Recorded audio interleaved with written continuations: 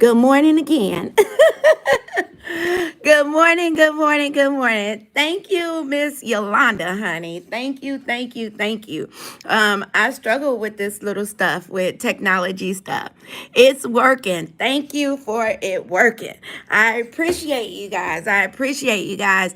So today is Wednesday, November 10th, 2021.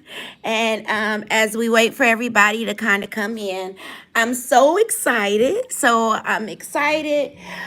I'll share what I'm excited about when everybody, hey, Coffee and Wheels, how you doing out there? Highway Express. So I can see comments now. I always get nervous, like nobody's saying anything. Like, are they tired of me? And then I just thank you guys. Miss Yolanda came right on in. It's like, hey, you got it on kids mode. We can't give any comments or anything like that. So thank you so much.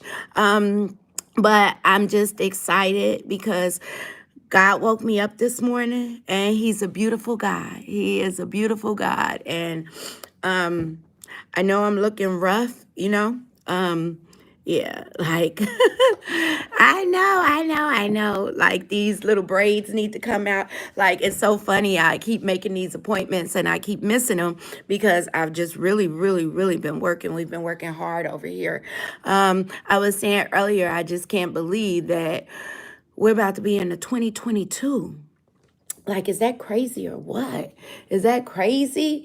Tap in, tell me how you feel about 2021 ending and 2022 coming. Like, what are you guys excited about this new year? What are you thinking about it? What do you want to look forward to? I want to hear. I want to hear before I get started running my mouth this morning, telling my stories and telling what I'm excited about. I just want to know what you guys are excited about. Like, are you excited about 22? It's all been crazy hectic. Hasn't it? Hasn't it? Is it because of COVID or you just ready to end the year and get a new year going? For those that are logging in, before I get started, I want to hear like what you guys are excited about. Are you excited about 2021 ending? Or are you excited about 2022 coming in? Because of COVID. Yeah. I mean, this COVID thing, it's I have yeah, this COVID thing is like really bad. It's bad. It has been awesome for trucking. Why is that eyeliner like that? There's one I was just rushing, trying to get up. Anyway, let me just stop. You know when you look at yourself, you pick at yourself. You just all ready for it to end. Oh, ready for a new year. I hear you. I hear you. I hear you. Yeah, COVID is horrible. It's been horrible. But let me tell you, honey, COVID has been good for trucking. Like, if you're in the trucking industry, all my friends that I talk to in trucking, everybody agrees. Like, I've been in this industry since 2008, and I have never seen our rates like they are right now. Like, if you're in trucking, you can agree or you can disagree. But, honey, if I'm looking forward to the new year. Hey, Anita. You got some big stuff coming on for the new year, girl, because I believe in you. I believe in you, Anita. I believe in you. Anita is actually where she signed up for our consultation. And so Anita and we're working to get her business built. And it's been really exciting. The thing about this is I meet so many cool people, and people with dreams and inspirations. And I believe, like, if you believe in your dream, I believe in your dream. If you believe it can happen, I believe it can happen. I am probably big homie. Excited about new business ventures for me and my little brother just established our authority and working to build business credit. Awesome. Congratulations. Get with me because I've been working on business credit. Like, I've been working on business credit. I have this whole little business credit monitoring thing set up. My company like set up all this stuff to help people get their business credit built because, of course, my passion is in trucking. And a lot of times in trucking, we lack out on what goes on in the rest of the world. You know what I'm saying? But get with me. Because yeah, we're working on helping people get business credit built, and we have like a finance company inside of our company now. Like I've done a lot. I've done a lot. But anyway, let me just say this first. Click, like, share. Somebody told me that, so I'm getting hip into this whole social media world, And they were like, Missy Lady, you need to click, like, share. Tell them to click, like, share. Click, like, share. Click, like, share. Yes, big homie. I love your name too, big homie. Congratulations on you guys' new authority too. I heard somebody when I was saying how good trucking is going right now. Somebody tapped in and said it's at its prime. I'm trying to tell you, like the rates are incredible. The key to it though is keeping your trucks healthy. You got to keep your truck healthy. You got to keep your trailers healthy. You got to keep your drivers healthy. In this market, the thing about it is in this market, because the rates are so good, those drivers will jump ship, honey. They will jump ship. They will leave you in a heartbeat, big homie, and go somewhere else because they know they can. So in this market, you have to take care of what takes care of you. Your truck takes care of you. You get those PMs on that truck. And let me tell you guys, everything I talk about based on experience. Excuse me. If you hear anything coming out of my mouth, it's because I've had experience in it. I don't talk about what I don't know about, I don't talk about, if I haven't been through it, you're not going to hear me talking about it. But when I say, and most of the time, the reason why I'm talking about it is because I learned the hard knocks. I don't know, like, I'm a hard knocks person. I have to take the hard way. I don't know. It's something in me built that says take the hard way. And I take the hard way and it's so hard, but I figure it out. And as I figure it out, I believe God has me taking hard routes sometimes to figure it out so I can help people along the way. If I can help you not take the hard way, I want to help you not take the hard way. You know what I'm saying? Because just about everything since I've been 18, I've taken the hard way.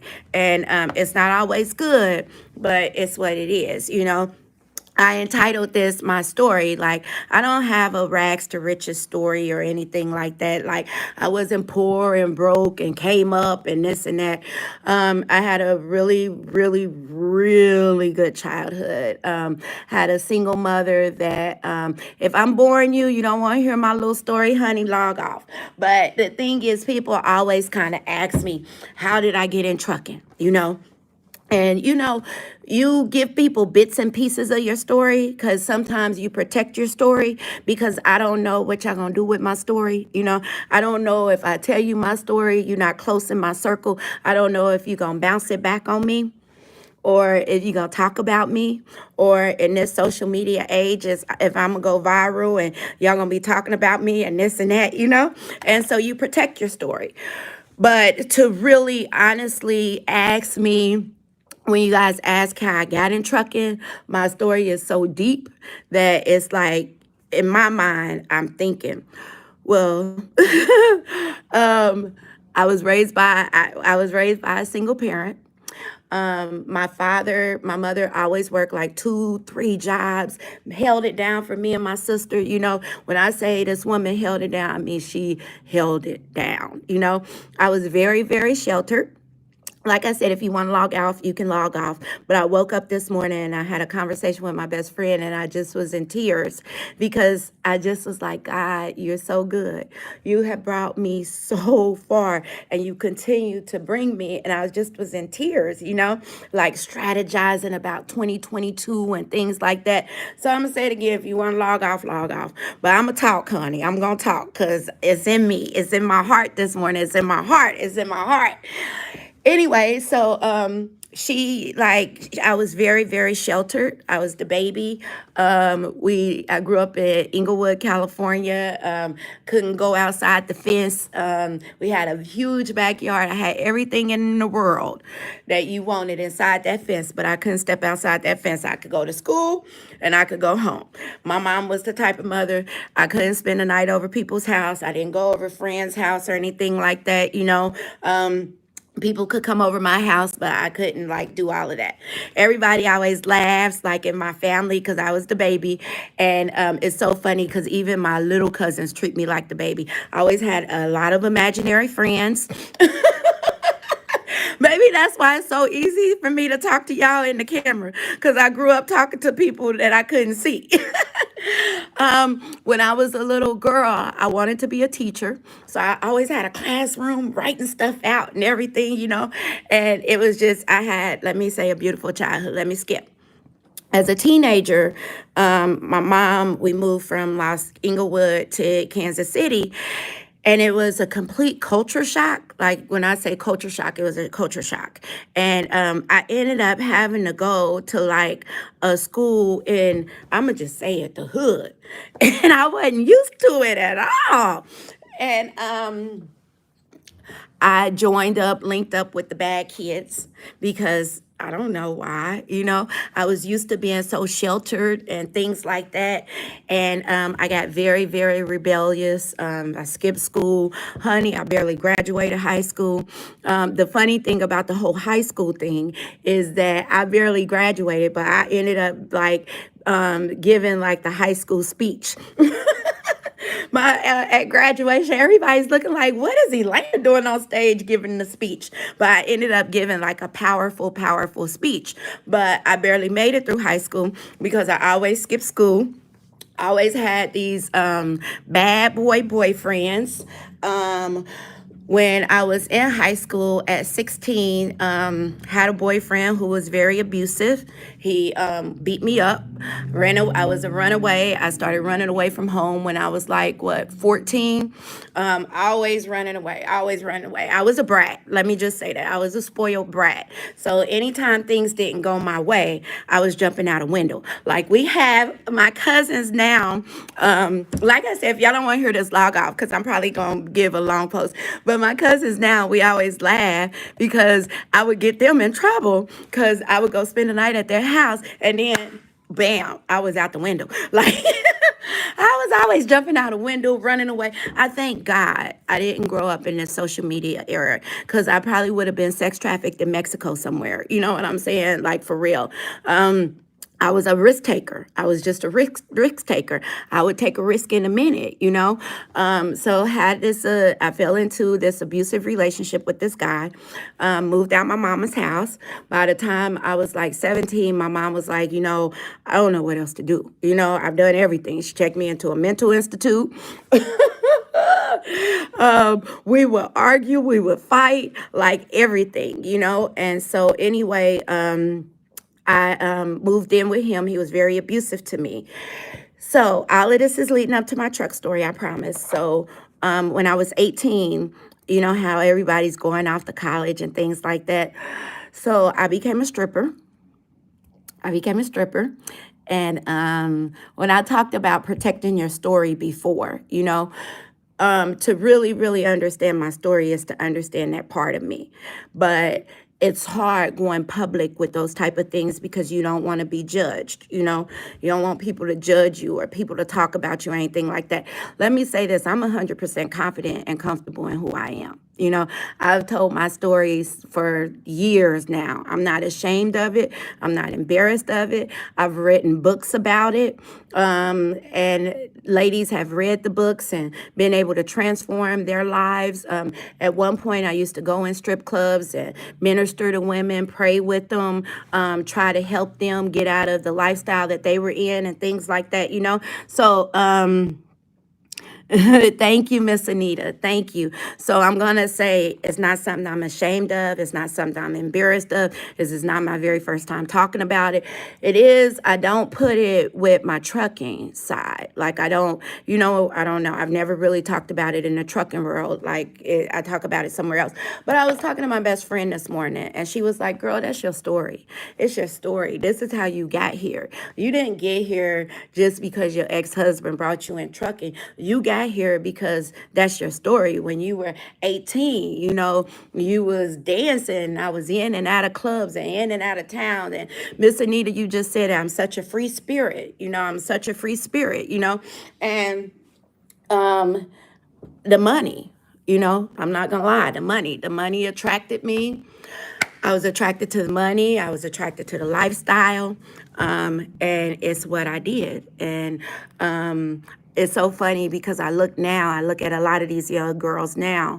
You know, I did it like what in the '90s. You know, I'm 44 now, about to be 45. So, you know, I did that with 19 throughout a little bit of my 20s or whatever. 18 throughout my 20s, a little bit of my 20s. By the time I was 25, I got my life together and got me a husband. Because I was like, I got to get it together, girl. I got to get it together. I just, you know, I used to always, I would be in the club and I would look at these girls and I would be like, I don't want to go to parent teacher conferences. And they'd be like, what you do? And I'm like, I'm a stripper. You know, I was in the game for a few years, you know, but that was so important to me. Like, I didn't want to bring a child into the world and this is my career, you know. My mom, of course, like I said, I'm her baby and everybody's baby in the family. So my ex-boyfriend who used to beat me up, he got mad because I was dancing, and it was something about when I say it's my story, it's who I am, because it was something about before I went to dancing, he was so abusive to me. And when I started dancing, I gained like all this independence. And it was like, I'm fighting. You ain't gonna hit me no more. I'm fighting back. And I had broke up with him. That's a whole nother story. I broke up with him because the girls in the club like got me so independent. Like, I'm serious. Working in that club, it helped me. Like, they taught me how to hustle. You know what I'm saying? They taught me how to be independent. They taught me how to. I can get my own. You know, if I don't need you to do this and do that, I can get my own. I'm Elena. I can figure this stuff out and I can get it. And that got bred in me at 18. And I just hustled. I broke up with him or whatever. So when I broke up with him, that's when he decided to come to my whole house and tell everybody what I was doing and my whole entire family. Then I had to put it all out there, which they all knew he was beating me up. But of course, I used to lie about it. So I had to put it out there like, well, he beat me up. I might be stripping, but he beat me up. And I'm not asking y'all for no money or nothing like that. So anyway, I did that. And as like I said, I did it, and eventually I got out of it, got a good corporate job. It's so crazy how God works. I remember dropping this girl off at work one day. And you have to know, at 19, 20 years old, I never thought I would be anything more than a stripper. If any young girl that is listening to my video right now, your life does not stop where you at. Honey, it does not stop where you're at. That's why I believe in people's dreams. That's why I know your today doesn't mean that it has to be your tomorrow. That's why I know that I don't care what it looked like this morning. I don't care how dim those clouds look.